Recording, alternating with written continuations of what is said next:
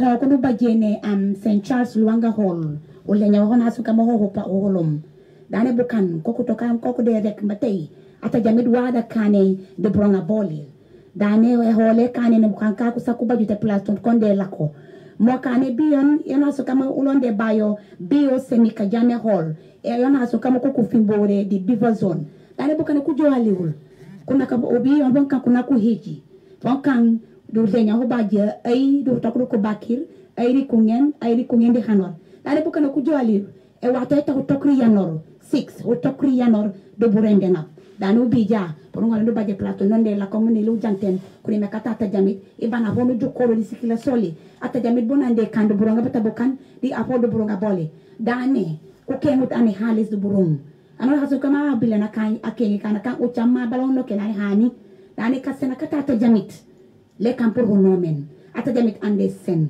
dani du juke minye kono hasu kama ko konde nome mata husena wata jamita senen dani minye husena huma wata ata jamita senen le ho baje barke mo kanane wa husena ata jamit ana no mo ni ho ata jamit kanja kanome kama kila ande nome o an alo ko de la anom basene bata ata jamit dani mo kanane kusen ko kwengot an e halis do ko naka huma no le nyo baje ayri ko hutok ko bakir ayri kungen di hanor dane yi lo kam mata ko nyole ko lewote ko ko besu kello mai yilo kam mata ko yit yilo kam mata wono as kamo kayit mo lutuki ko nen visa o bajut yilo kam ko nyole ko bo ko bajoro yit yilo kam mata bu sonya boli yilo kam abosa o sonyor no fanya ata jamit mana yisi wo kam budu mera bola de mata bu sonya boli yilo kam mata ko nyole ko ti kulini ampoide anyole yilo kam mata fanyori wo hono hasun kam bo woto ata jamit sembe bajuno hasu kama wa ata jamit ay to takanwo ile kan awo sanu ujoke le ubaji ende engineering ile kama te halis kanja anani kan akari kajomba ni sene halis kajomba wimeri njaba nani iya tuti sene madi ma mo kane nane ma wo sanu ko kama wo wonde de bronga boli wona hasu kama le kam bata bo jumer bata ata jamit de bronga boli bronga bata ko nyili bronga bata atai bronga bata seki bronga bata enja botel dari ujo na ko ma biwo se mi kajane hol ma o fangi ujo kangena kata te dami bokonde kan bronga bata bukan de bronga boli fof. Beloved, Suma imboke shall we pray?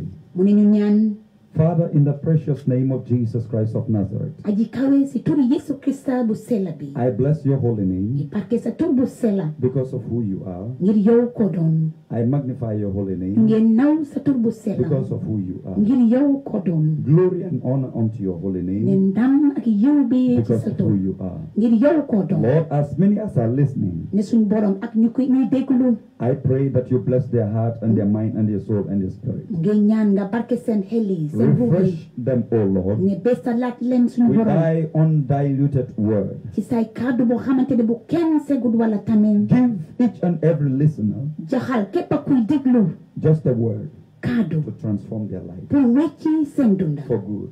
ci anam gu baax In the name of the Father, ci turi bay ba and of the Son, doom ji and also of the Holy Spirit. ak xel mu In sell Jesus' mighty name. amen Beloved, su may mbokk yi I want to bring it to your attention. ñu def leen bëgg a won ne I want to submit to you dafa bëgg a jébbalu that ci it is yéen not the will of God that you should perish. ne newu coobare yàlla ndax nit ñàkk am jëm kanam bu war It is not the will of God that you should suffer. ne nekku coobare yàlla ne nit war ngaa sonna It is not the will of God that you should be disgraced on daily basis. ne nekku coobare yàlla ne war ngaa am gàcc ak ruslu saa yu ne It is not the will of God ne newu coobare that yàlla limitation should be the order of your life. ne yow mbiri su felu saa yu ne dina nekk sa It has dunda never been the will of ne God. musuta doon coobare It will yàlla never be the will of te du God, musa nekk coobare yàlla because the God that we are serving, parce que yàlla bi ñoo jàmm the God that we are talking about here, yàlla mi ñoo wax file I'm talking about the creator of the mu universe, ngi wax koo xamante ne moo the defar creator aduna of si all beings, all Defar. living things,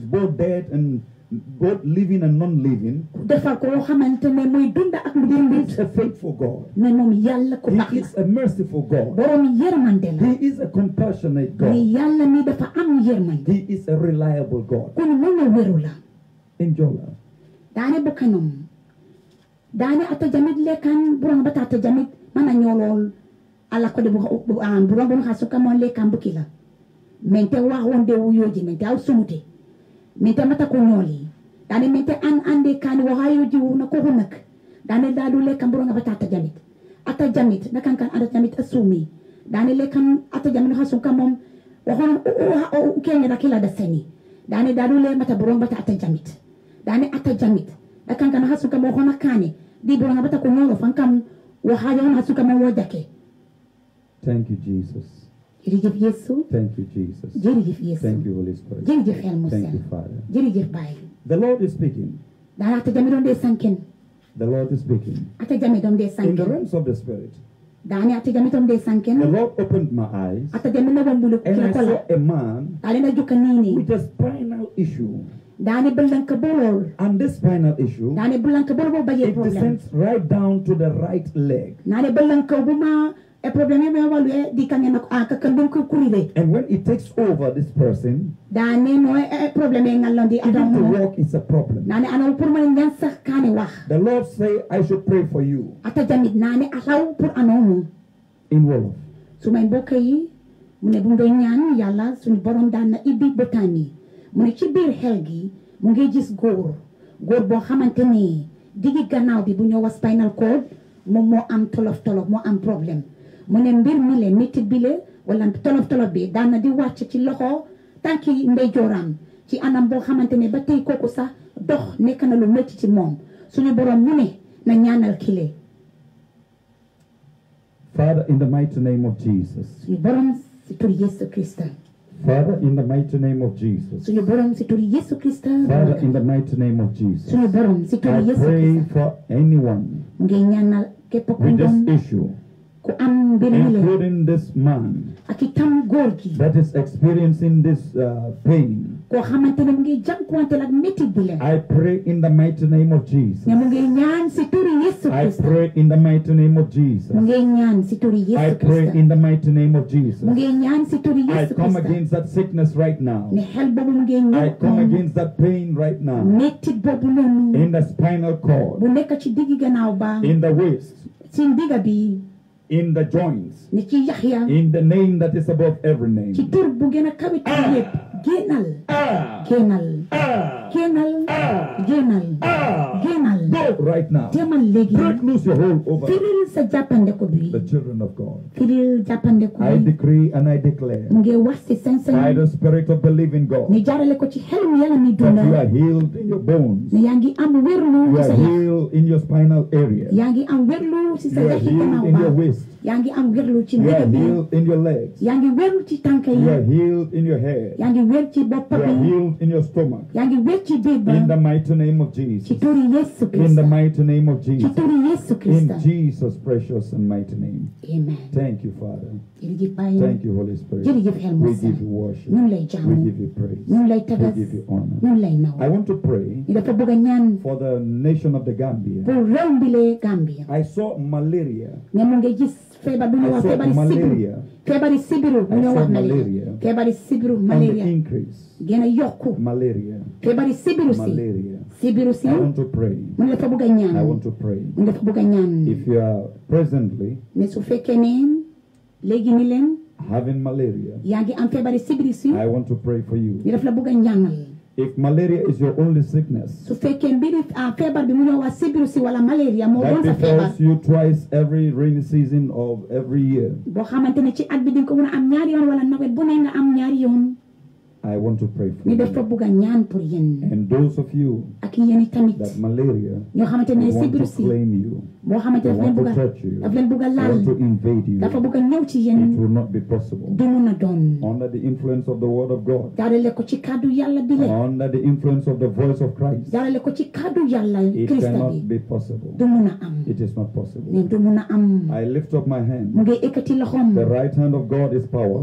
loxo ndeyjooru yàlla doole la The right hand of God is favor. loxo ndeyjooru yàlla ndimbal In the la name that is above every ci name. tur bu gën a kawe tur yépp In the name of Jesus Christ of ci Nazareth. turi Yesu Krista mi I bàyyi ko Nazareth rebuke the spirit of mu malaria. ngi obbati xelum malaria Every power ne béppa doole that is propagating malaria, ne buy óolu mbiri sibiru that si is transferring malaria, boo xamante buy joxee sibiru si In the name of Jesus Christ of Nazareth, ne ci turi Yesu Krista mi I bay ko come Nazareth against you with the precious blood of Jesus. ne mu ngi ñëw ak xel gi lee ak dereti The Yesu blood that speaks better things than the blood of Abel. ne deret boo xamante ne muy wax lu gën The dereti blood of Abel liberty, freedom, and breakthrough. dereti firandeku jëm In the kanam name seen of Jesus. ci turi Yesu In the name of ci Jesus. turi Yesu In the name of ci Jesus. turi Yesu Ah. génnal Ah. génnal Ah. génnal Ah. génnal Break loose firil your hold ca jàppandeku over the bi life of the children of God. ci dund ni doomi Yàlla In yi Jesus' precious and mighty name. amen Thank you, Jesus. jërëjëf Yesu Thank you, Lord. jërëjëf suñu borom As I'm still speaking, ne nu moo waxee ba tey my eyes are still open. bëtam mi ngi ibbi ba The tey Lord has opened my eyes. suñu borom ibbi na bëtam I saw sexually transmitted diseases. mu ngi gis ay feebar yoo xamante ne ñoo mën a waalee ci mbiri sëy I saw it on the increase. ne mu ngi gis mu yokku I saw it on the increase. mu ngi gis mu yokku I want to pray ni dafa bëgg a ñaan for all sex workers. pour képp koo xamante ne yow daal sa liggéey mooy mbiri tëddoo I'm ak talking cagatu about prostitutes. mu ne mu ngi wax mbiri ñuy cagatu I'm talking about gays. mu ngi wax ñoo xamante ne mbiri góor jigéen I'm ñi talking la about lesbians. mu ngi wax koo xamante ne kuy nekk am sëy ak jigéen wala góor ak I'm góor talking about transgenders. mu ngi wax ñoo xamante ne ñuy sëy ak góor wala jigéen I'm ak jigéen talking about bisexuals. mu ngi oo ñoo xamante ne ñoom mbiri tëddoo lañ Dañoo tëddoo góor, tëddoo tëddoo góor jigéen. tëddoo jigéen I want to pray for you ne daf leen bëgg a ñaanal that the Spirit of God comes over you na xelum Yàlla mu muur leen and deliver you firi leen from this disgraceful sickness, ci feebar bu gàccalu bi from leen this dreadful sickness. ci feebar bu bon bi leen It is rather unfortunate neen doon na am lu doy waaru that people capitalize on the mercies of God. ne nit ñi dañoo taxaw ci yërmande Yàlla People gi take advantage of the mercies of God and also the grace of God nit ñi daal dañuy taxaw ci yërmande ak ndimbali Yàlla gi to kill themselves pour rey seen boppa by submitting ci jébalu to lesbianism, ci mi fi jigéen ak jigéen sëy to gayism, mbiri góor ak góor to transgenderism, ci ñoo xamante ne kuy tëdd ak góor tëdd ak jigéen and bisexualism. ak itamit ñu tëdd ak góor ak jigéen It is rather mu unfortunate. ne doon na lu doy waaru Beloved, su may mbokk yi God is merciful. ne Yàlla am na yërmande That is true. dëgg la We all know that. ñëpp xam nañ ko We all know that. ñëpp xam nañ ko The same God of love, ne benn Yàlla boo xamante ne yàllum cofeel la it's also the God of judgment. ne moom itamit moo doon Yàlla bi àttee The God of love, yàllum the cofeel God of mercy, yàllum yërmande the God of favor, yàllum dimbal the God of breakthrough, yàllum jëm the kanam God of testimonies yàllum sedde is the same God of ne judgment. benn Yàlla bi la moo doon yàllum kuy àttee Is the same God of judgment. benn Yàlla buy àttee bi My Bible says, ne kàddu bi wax na ne for it is better, ne dafa gën it is better ne dafa gën for a man pour nit to fall in the hands of the devil nekk ci loxo mbañ ba sax than to fall in the hands of God. wala moo gën nga nekk ci loxo mbañ ba wala nga nekk ci loxo Yàlla li gën si Li gën. doomi aadama mooy li gën ci doomi aadama mooy seytaane nappa la, seytaane nappa la seytaane fiir la, seytaane fiir la nga daanu ci loxo seytaane. daanu ci loxo loolu seytaane moo gën yow nga daanu ci loxo yàlla. moo gën nga daanu ci loxo Yàlla It is better, ne moo gën it is better moo gën for you to fall in the hands of the devil mu ne mbañ bi nga than daanu to ci fall in the firande hands of God. ci firande mbañ bi He mu said, gën nga fear ne ci not loxo he Yàlla that can kill only the body, mu ne bu ragal koo xamante ne moom mun na rëy yaram gi kese but fear he waaye ragalal koo xam ne both kill the body kuy mun a rëy yaram and bi also preside over mu daal di àtte the final destination of that body, àtte mu jantali yaram googu fu muy including the mujj soul. mi dooni tamit ruux wi It is rather unfortunate ne doy na waaru that because of little money, ne ngir xaalis bu ndaw because of small fame, ay ekkatiku yu ndaw people have submitted nit ñi dañ jébbalu willingly ci seen bopp their will, seen coobare their thought, seen xalaat their spirit, seen xel and even their soul ak itam seen ruux to the devil ci mbañ ba for little pleasures and pleasantries. pour lan ay bugga ay bànneex yu ndaw It is not the will of God. ne loolu doonu coobare Yàlla Beloved, heaven is real ne su may mbokkay aljana lu and am la hell is also real. te tamit safara lu The am la reason why we have come here tonight ne lu tax ñu ñëw guddi si la file is to remind you, pour fàttali leen because we know man is very forgetful. parce que xam nañ ne nit daf day fàtte Man is very forgetful. nit daf dee fàtte Once man is eaten and satisfied, ne fekk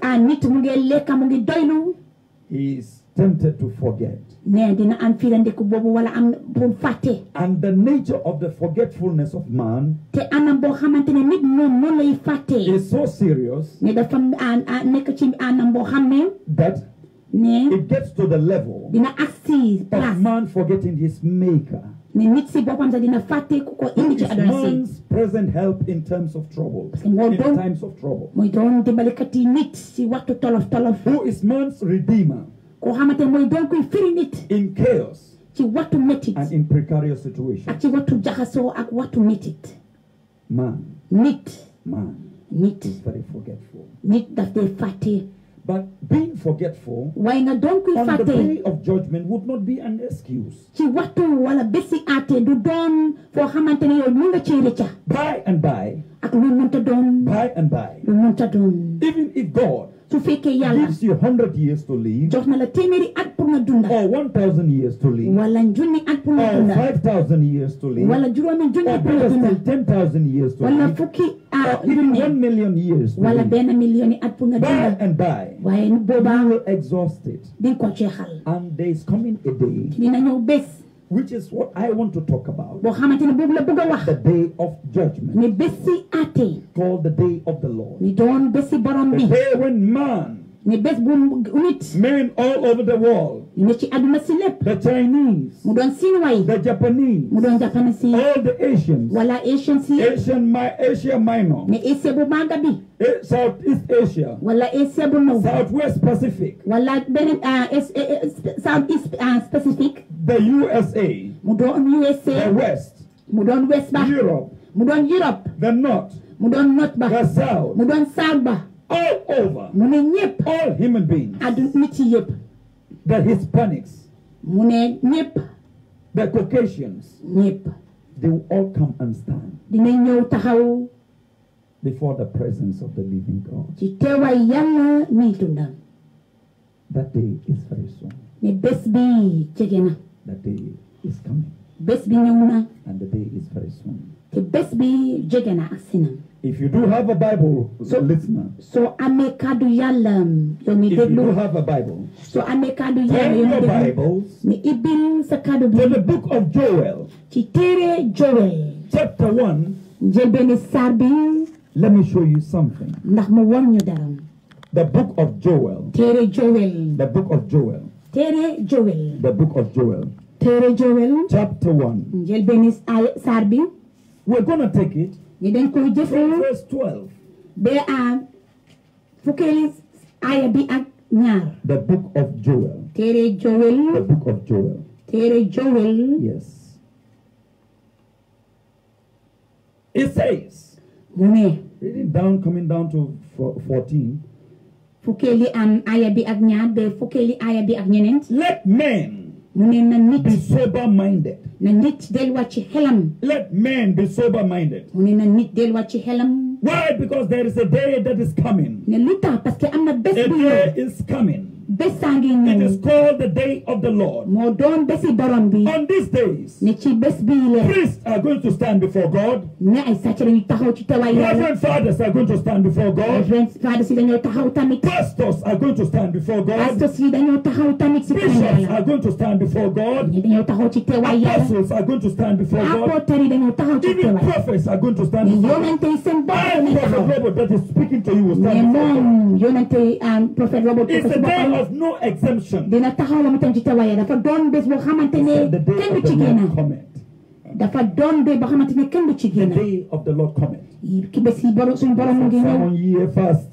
ne bés yi suñu borom mu ngi ñëw Summon ye a fast. mu ne oolto leen or Summon ye a fast. ne nañ oolu or And cry upon ñu joolu the great and mighty God ñu joolu ci for yàlla his mi tax mercy and his favor. ñu joolu ci For yàlla his mu màgg bi grace. pour yërmandem A day is coming. bésaa ngi ñëw And the funniest of it all, te mu ne lu ci gën a doy the waaru irony of it all, te lu ci gën a doy waaru the judgment is going to begin from the house of the Lord. ne àtte bi dafa door ci néegi yàlla when you look at the book of Joel, mu ne suñ seetee si téere Joel reading from verse 1, ñu jiitu si njëlbeeni aaya bi kaddu bi dafa this ne is the word of God ne kaddu yàlla that bi came unto Joel, the child, the man of God, boo xamante ne moom la jox ci Joel mi that doon he should wër tell yàlla the people of Israel. ne war na wax niti Israël yi Let him warn them. na leen edda What is he going to warn them about? lu mu leen di edda What should he warn them about? lu mu leen di edda Let the drunkard drink no more. mu ne mandikat bi bu Let the naanati thief steal no mu more. ne sàcckat bi bu mu sàccati Let the prostitute no mu more. ne kuy cagatu bu mu cagati Let the waat liar lie no ne more. fenkat bi bu mu fenati Let that person ne nit ko ka that is fornicate no more. koo xamante ne moom mu ngi nekk di tëddoo Let bu mu that tëddati adulterer and adulteress ne njaalukat ba adulterate no bu more. mu njaaluwati Let that idol worshipper mu ne kuy jaamu xërëm worship idol no ne more. bu mu jaamooti xërëm Because there is a day that is coming. mu ne parce que bés saa ngi ñëw A day is coming. bés saa ngi It's ñëw called the day of the Lord. ne ñu ngi koy oo bés On suñu this borom day, si bés booba religion that people are making noise about, ne diine boo xamante moom la nit ñi di wax religion cannot save man. ne diine moom du mun a mucc As I'm nit talking to you right ne now, ni moo waxee ak ñun there nii are so many different religions. ne ay diine yu bari am na So many different religions. ne ay diine yu bari am All of na them are saying different things. ñëpp ñu ngi wax lu ute All of them are saying different things. lépp ñoom ñëpp ñu ngi wax lu ute There are so many different gods. ne am na ay yàlla yu bari God of the wind, ne yàlla borom God of ngelaw the bi sun, yàlla naaj bi God of the river, yàlla géej ba God of the moon. yàlla weer bi All that is a joke. lépp caaxaan la All that is a joke. lépp caaxaan la On that day, ne ci bés the God boobu whom I preach here on Hot FM, ne yàlla boo xam ne moom lay that ñu waaye is the fa God ci for whom you are going to stand. ne ci teewaayam la ñu Whether taxaw you like it or not, bu ga nañ ko wala you will bëgguñ stand ko before Him. dinañ taxaw ci Whether you teewaayam believe it or not, gom nga ko wala you will bëgguloo stand before Him. di nga taxaw ci Whether you teewaayam know it or not, am nga ko you xamuloo will stand before di nga Him. taxaw ci teewaayam Whether you trust it or not, ndax you yaakaar will ko stand yàlla before ko Him. di nga taxaw ci It doesn't teewaayam matter who you are. taxul yow koo Be doon it a pastor, ndax pastor nga a priest, ndax la an imam, na imam a nga naib, na naib nga whatever you are, ak yow loo a mënta doon president, ak a koo mënta doon minister, ndax ministre nga a lawyer, ndax lawyer a nga judge, ndax kuy a àtte magistrate, wala a magistrate nurse, wala a nurse nga laborer, wala kuy whoever leen you are, ak koo you mënta will doon stand in the presence di of nga God. taxaw ci teewaayam Somebody will say, nit dina ne but I'm an immigration officer. ne man immigration officer la I am these people that collect tax. How do you call it? custom Custom. I'm a custom ne officer. di nga wax yow douane nga Brother, sister, su may mbokka whether you are a scientist, ndax yow nga doon scientist whether you are a scientist, ndax nga doon or a scientist custom officer, wala nga doon or a douane lawyer, wala nga doon or even a avocat lawmaker, wala kuy a defar loi parliamentarian, wala ku nekk ci head of parlement bi states of the world, wala ku jiite you will nekka stand before this di God. nga taxaw ci teewaay yàlla bi Are you prepared? ndax yow Are pare you nga ready? ndax pare nga This day, ne bés bi nothing can stop it. dara du ko mën a jàpp This day, bés bi nothing can prevent it. dara du ko xamante ne taxaw yow lu tax Why? It is not the day of men. nekkul bési nit It is not the day of man. ne nekkul It bési is nit rather the day of God. ne bési yàlla la It is called the judgment ne day. bési àtte leen koy oo Religion diine that people are taking bu nit ñi jël as an excuse, mu doon loo xam ne lu ñuy wearing dawee all kinds of things, di wax lu ne doing all kinds of di things. def lu ne Religion cannot save ne man. diine mënut a mucc nit If religion could have saved su man, fekkee diine mën na there mucc would be nit no need kon du am benn for soxla that man of Galilee, pour nit góor gi yàlla that faithful Galilée man of Galilee, góor to yàlla come and shed Galilée his precious blood koo xam ne ko du tuur on the deretam cross of ci Calvary. croix Calvaire That's for the remission of sin, pour lan for the mucc redemption of nit mankind. pour lan wécc Brother, sister, wake su up. may mbokk yi Family, wake up. eewul Dear listener, yow mi déglu dear listener, yow mi you déglu are the one I'm talking to. yow lay waxal Those of you online, yéen mi nekk si jaww ji I'm talking to you. yéen lay waxal All of you that are listening to me, yéen ñi koy I am déglu talking to you. yéen lay waxal What is your stance with God? yow sa taxawaay nu mel ak yàlla Today, tey when you fall down now, soo daanoo this tey thing that I'm saying, ne lu moo wax you nii cannot hear it. doo ko mën a dégg No matter how loud I say ne it, taxut ak nu mu ko no waxee matter how loud I say it, taxut ak nu mu ko you cannot waxee hear it. doo ko mën When you a fall down, soo you daanoo cannot accept Christ doo mën a again. te nangu Krista It is over. jeex na It is over. jeex na Methuselah, mu ne Metusela Methuselah lived for 969 years. ne dundoon nañ junne ak ñeent fukki at ne boobaa Finally, ci mu he jant fell to the mu ground daanu ci suuf and sa died properly. mu dee ci As I'm digga talking to lu you, moo wax ni leen Methuselah ne that Metusela lived 969 boo years. xamante ne dundoon na Is junne no ak longer ñeent alive. nekkatu ci àdduna si Adam ne Adam Abraham, Abraham and all of them, ak ñëpp they lived a very long life. ne dund nañ dund bu yàgga Finally, ne ci mujjantal ba they also died. ñoom itam dañ dee Jairus' daughter, mu ne doomi Jairus' daughter, Jairus Jairus, doomi Jairus that Jesus raised from the koo dead. xamante bu yàlla ay Yeesu dekki ci ñu dee ñam After the appointed time, ne ci waxtu she died again. dafa deeyaat Lazarus, ne that Lazarus Jesus raised after 4 days of his death. Yeesu dekki bu mu rombee ñeenti fan At the appointed time, ne ci waxtu Lazarus died again. Lazarus dafa deeyaat That is what I'm asking you. ne moo tax mu ngi laajte Is it because of this small money that you have made ne ngir xaalis bu ndaw bi boo am that you are saying that there is no God? ne loolu moo tax ngay wax ne yàlla amut Don't believe them. ne bu leen gëm Don't follow them. bu leen toppa That is a typical lie. loolu fen la Fabricated, boo xam ne dañ fay ko defar bu ñu defar emanated bu ñu from the génnee pit of hell, bàyyi ko ci mbañ ma from the father of all lies, si ñoo xamante ne mooy bàyyi the fenkate devil, mbañ bi called Satan, bu ñoo oo Satan Lucifer. Lucifer He is the father of all lies. moom moo doon bàyyi He fenkate has yëpp tempted you into believing moom dafa teg nattu bi pour nga gëm there ne is no God. ne yàlla amut Even he himself ne moom ci boppam knows that there is God. xam na ne yàlla am na Why then léegi lu tax have you come yow nga at ñëw your age and position in life, ci waxtu ak sa at with ak all boo the nekk school that you have been to, ak yow jàng boo def yi joining people ngay bokk ak who nit don't know their left from their ñoo right? xam ne xamuñ seen ndeyjoor ak seen There is no càmmoñ God. di wax ne yàlla If amut there is no God, su fekkee yàlla amut how did the moon come about? kon weer gi nu mu ñëwee Was it created na dañ ko defar in their own laboratory? ni si laab bi lañ ko defar Do they xanaa have a history na dafa am of the moon? téere bu nit What about the sun? wala naaj ba What about the rivers? géej yi The mighty oceans? ne géej yu The màgg yi creatures ne géej yu màgg on land and in the sea? yu nekk si suuf si ak And ñu in nekk the rab air. yi ak ñu nekk ci kaw Who created them? kan moo leen defar Did they just happen by accident? na dañ xew ci njumte By coincidence? dañ di xew ci njumte xanaa That is not true. ne loolu du dëgg They were all created by God. yàlla moo leen defar They were all created by God. yàlla moo leen defar But man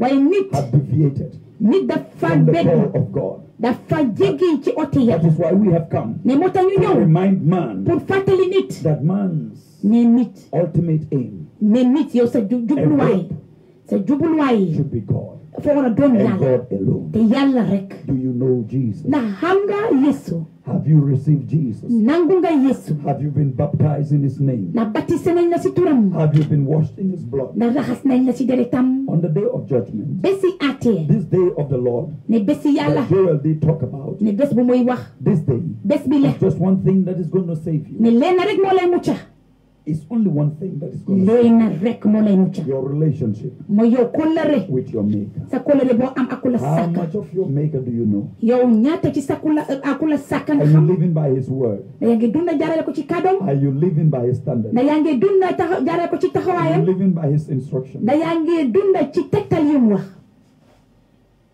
Man nit is very forgetful. ne nit daf dee That fàtte is why we have come here moo tax ñu ñëw to file remind all pour mankind fàttali nit ñëpp of the day bés ba of the Lord. bés yi suñu borom The day bés of the Lord. bés suñu borom Brother, repent. su may mbokk yi rëccul Sister, repent. nañ leen rëccu Mommy, repent. nañ leen rëccu suma yaay Daddy, repent. suma papa nañ leen rëccuwaat Uncle, repent. suma nijaay nañ leen dellu Auntie, repent. suma tante nañ leen delluwaat Now is the hour, ne léegi waxtu bi la the hour of salvation. waxtu pour muccandiku Salvation has come to you ne muccandiku ñëw na ci yow wherever you are. fépp foo nekka Wherever you are. fépp foo nekka I want to give you an opportunity. ne daf la bëgg a jox waxtu This is an opportunity of a lifetime. lii waxtu la boo xamante ne ci dund la This is an opportunity ne waxtu that a lot of people are looking for. boo xamante ne ñu bari ñu ngi koo séntu But this message waaye kaddu that gi we le are teaching and preaching here bu ñoo jàngal di waare has file not gotten to them àggut si for ñoom them to repent. pour bu ko defee ñoom ñu mun a rëccu This message ne kaddu gi le shall be used dinañ ko jëfoo as a yardstick mu doon loo xamante ne loolu lañ ciy taxaw against you ci yow if you fail to hearken unto it. su fekkee yow nanguloo pour taxaw ci When kaddu you gi go on the Lord's day, ne bési suñu you borom come and stand before His holy presence, soo ñëwee taxaw ci bés teewaayam bu sell bi and God asks you, yàlla laajte la why did you not worship me? ne lu tax yow jàmmuloo ma Why did you not recognize me? ne lu tax yow ràññewuloo Why did you not accept me? lu tax nanguloo ma And you tell him, nga daal di ko wax ne well, I'm sorry, I did not hear about you. I didn't know about you. ah baalal ma xaw ma la de te dégguma sa mbir Nobody ever told me about you. kenn musulaa wax suma mbir Then God yàlla dina la is going to tell you, dina la wax ne hey, my friend, mu oolu la that is not true. ne loolu du dëgg That is not true. loolu du dëgg I sent my men. ne yóbbante na ay sumay nit I sent my men yóbbante na sumay nit to the world ci àdduna si to talk about me. pour wax suma mbir I sent my men. yóbbante naa suma nit yi On the 14th of August, ne weeri August su amee fukki fan ak ñeneen 9:33, juróom-ñeneenti waxtu ak lu ci teg Prophet Robert Coker yonante bi was Prophet on Coker Hot FM 104.3. mu ngi woon Hot FM 104.3 You were there in the Gambia, ne yaa ngi fa woon ci réew and boobu you Gambia heard when he preached about this day. te nga dégg bu mu doon waaree ci bés bi leen This day that before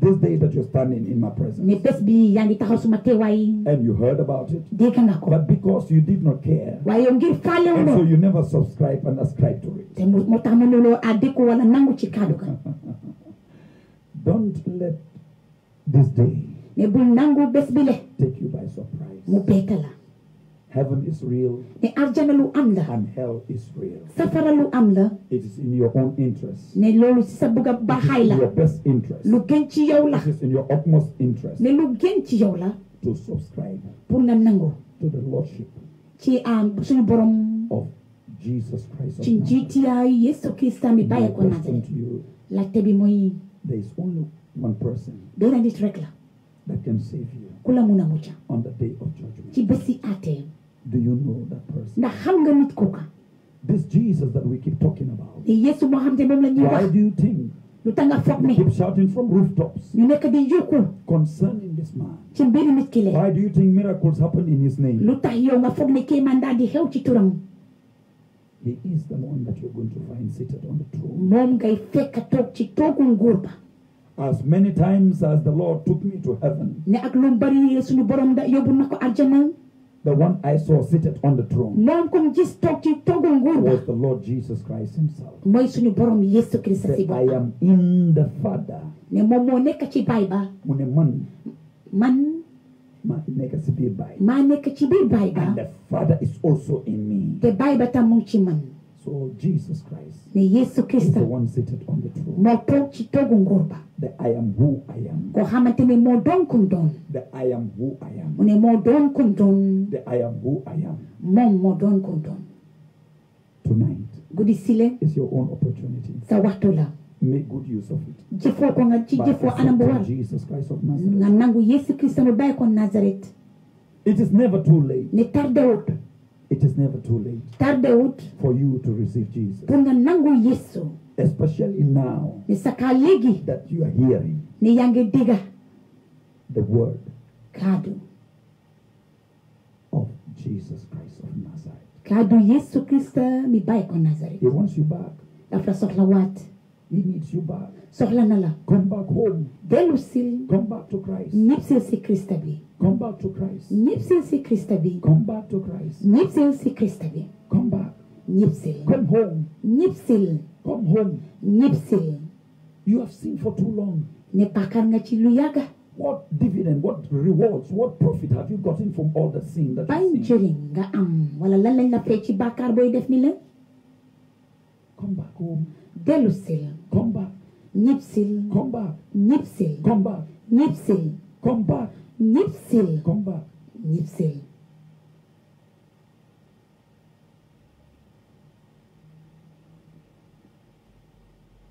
Beloved, su may mbokk yi take this opportunity jëlal waxtu gi le to make it up with your maker. ko defee nga mun a jébalaat sa boppa ci sa borom I am determined, ne moom dafa pare lu mind, body, soul, and spirit, ci xel ci ruux ak am xolam yépp never to know any other thing ne bu musa xamati leneen in this life and in the life to come. ci dunda bi ak dunda bu ne ci buy ñëw To know nothing pour bu xam but dara the Lord, xanaa suñ borom Jesus, and Yes. Jesus alone. Yesu moom rek My hope is built on nothing else than Jesus' love and righteousness.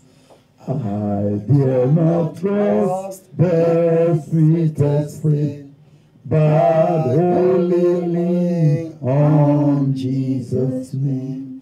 On Christ the solid rock I I stand, all other ground is sinking sand.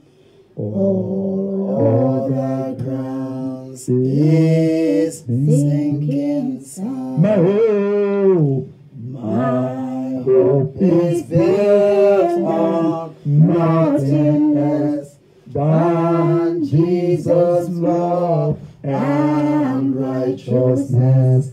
I dare not trust in sweetest thing, but only hope on Jesus' name. On Christ's solid rock I stand. All other grounds is sinking sand. All other grounds is sinking sand. Beloved, Sumayin there is no other way ne amul beneen yoon through which a man can make heaven. ci foo xamante ne nit mun na Gambia. àjjana. Gambia Hear me as a nation. nañ ko déggal ñun doone réew. Gambia, Gambia hear me as a nation. nañ ko déglu ñun There is doone no réew. other way ne amul beneen that yoon Gambia as a nation can make heaven. ne Gambia ñun doone réew That ñu am Gambians àjjana. as a people can make ne heaven. Gambia ne ñun doone nit ñu am àjjana. Outside Christ Jesus. ci génne ko ci Yesu Kristo. The Bible says kaddu bi dafa ne He is the way, moo doon yoon ba. He is the truth, moo doon digga bi. and also the life. moo doon dunda gi tamit. No one, kenn no one, kenn no one. kenn And when I say no one, ne su waxee I kenn mean the Chinese, mu ne na Sinwaa bi the la white, ndax ñu the weex ña Hispanic, nañu the Caucasian, na Caucasian the ba African na American, African American ba the Sudanese, na Sudanese the ba blacks. ndax ñu ñuul ña No one, kenn absolutely no mu one, ne du kenn can ever come to the Father. ne dina mun a àgga si Will baay ba ever come to the Father. képp ku dem ci baay ba Shall ever come to the Father dina di àgga ci baay ba except through Christ. xanaa jaarale ko si Krista bi That's why I'm asking you. ne this moo tax question. muy latte bi le Do you know Jesus? ndax xam nga Yesu Have you accepted Jesus? nangu nga Yesu Gambia, réew bi le Gambia accept Jesus. nangu leen Yesu Worship Jesus. jaamu leen Yesu Recognize Jesus. ràññee leen Yesu Follow Jesus toppaleen Yesu before it is too late. balaa muy tardé My name moom mu ngi tudda is Prophet Robert Coker. yonente bi am Robert I Coker have spoken. wax na I have spoken. mu ne wax na I have spoken. moom wax na This is not the word of man. lii nekkul kaddu nit This is the word of God. lii